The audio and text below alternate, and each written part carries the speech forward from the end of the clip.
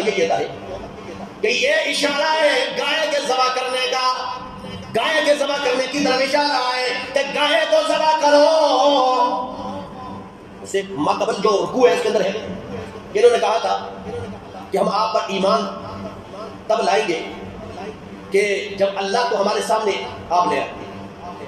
اللہ نے عذاب نازل کیا، 70 آدمیوں کو اللہ نے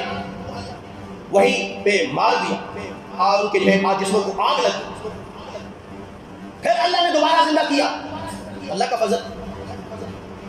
پھر اللہ کریم نے کہا گائے ذبح کرو۔ اب دین کے اندر حجتیں، اللہ کے احکام میں حجتیں،